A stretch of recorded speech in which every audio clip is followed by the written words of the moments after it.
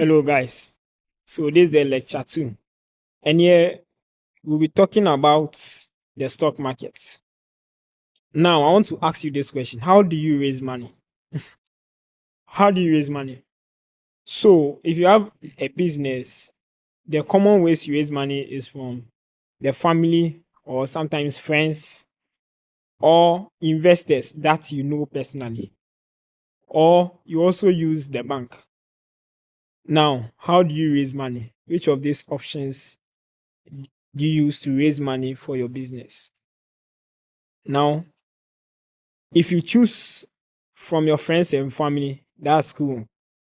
But if you choose from an investor or if you choose from a bank, then it means that you are going to pay something we call interest to them because they don't give money to you for free. You need to give them a return or an interest. Okay, so now, what will be the best way to raise money if your business has grown so big, very big, that you employ over 500 employees? Now, how do you raise money in such a company? Are you going to rely on friends and family? No, you are not. So this is how smart businesses that have grown so big raise money. So they raise money something we call the stock markets. And what you see here is the S&P 500. That is the US stock markets. This is just a combination of many businesses. But if we just want to choose one stock, let's say one stock like Nvidia. So Nvidia is a company in the United States. And if we want to talk about them, why do they need the stock market? Now, I told you that if your company grows so big to that extent, you are not going to rely on friends and family. So what you do is that you make the public own the business. And how do you do that? What you do is that you share, you break the company into small shares, literally. Then you sell them to investors, small owners like you and I. So that's how big businesses such as that raise money. They are not going to a bank because a bank will charge them a lot of interest. But from you and I, they can either decide to pay us or not through what we call a dividend. Dividend is just an income you receive from the small ownership you have in a company. So Nvidia like this, when you see right here, if you see right here, you see a price and a time below. So now what you see there is you see a price 21275, and that is called the price of one share. So if you want to own a small part, literally, of Nvidia, that's a company that's into semiconductors, then you need to pay $212.74 in order to purchase just one share of that company. So are you going to do that? And why do investors even buy at that price? Because for us, we would think it is expensive for us to own such a share. But the reason why we buy such shares is because of the future of that company. Keep that in mind. So the future of that company will determine whether you decide to buy the share or not.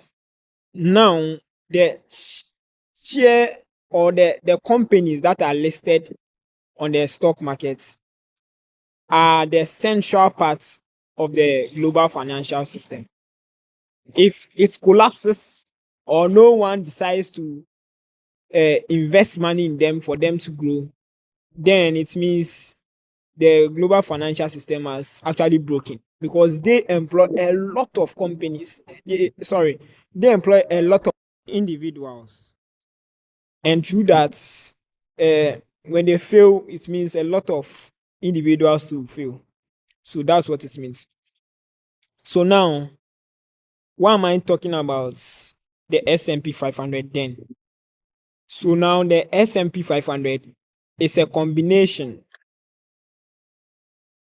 It's a combination of Nvidia and other companies who are listed or who the public own shares of them. So here in Ghana, we have the Ghana Stock Exchange. And the Ghana Stock Exchange, companies like Casapreco, MTN, and a whole lot of companies are listed there. So if you want to own some of these companies, you can go to a broker. Then what you do is that you tell the broker you want to buy this share and you purchase that share. And when you purchase, it means you are investing in the future of that company.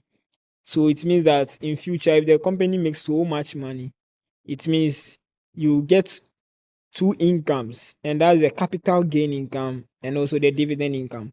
If the company decides to pay dividends, that's a return on your investments or the holding of a share.